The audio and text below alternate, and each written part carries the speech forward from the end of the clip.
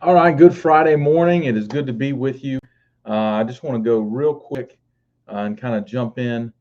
Um, a verse that kind of jumped out to me the other day as I was doing my devotions was 2 Timothy 2:4. I'm going to read 3 and 4 just so we kind of get a little bit of the context here. Paul says to share in suffering as a good soldier of Jesus Christ. No soldier gets entangled in civilian pursuits since his aim is to please the one who enlisted him.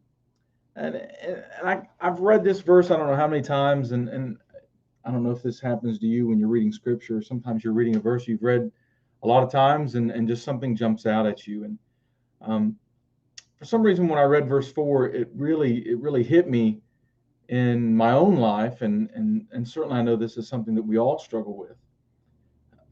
A soldier, if he allows other things to get in the way of his mission, it's going to compromise his mission. He's not going to be ready. He's going to have his mind on other things. And so many bad things are going to happen because he's not focused on what he was sent to do. And certainly, I feel like many times we're in that position when it comes to the mission that God gave us as believers. You know, we can't get so entangled with the things of this world that we forget why we're put here in the first place. You know, our goal was to not make money. Our goal was to not have a certain job. Our goal was not to seek possessions, to live the way we want to live, to focus on our own lives. Our goal should be to glorify God and do the things that He wants us to do. And so it's so easy for us to get that wrong. It's so easy for me to get that wrong. It just kind of um, sat with me as I read it.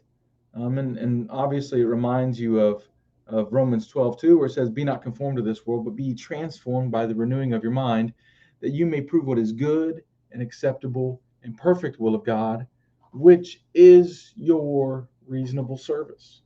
That's what's expected of us. That's what we're supposed to do, is serve Him with everything, to give Him all, because we are His soldiers, and soldiers follow commands. And I think that's something that we need to remember. But also 1 John 2:15 and 16 reminds us, love not the world, neither the things that are in the world. If any man love the world, the love of the Father is not in him.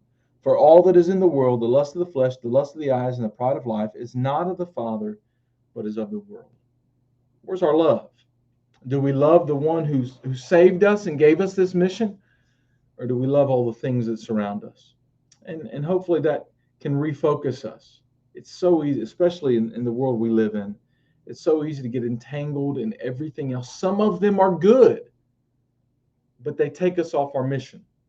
If we stay focused on our mission, the other things will fall in line. If I stay focused on my mission, I should be a better father.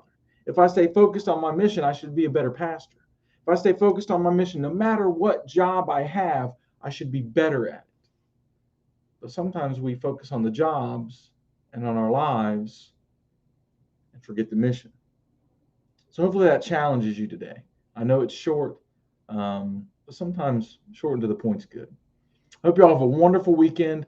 Those of us down here in the South, be watching the incoming hurricane. Be ready for it, especially those down on the Gulf Coast. Definitely praying for that and praying for all our men and women in the armed forces um, all over the world, and definitely praying for their safety. Hope you all have a wonderful Friday, and God bless.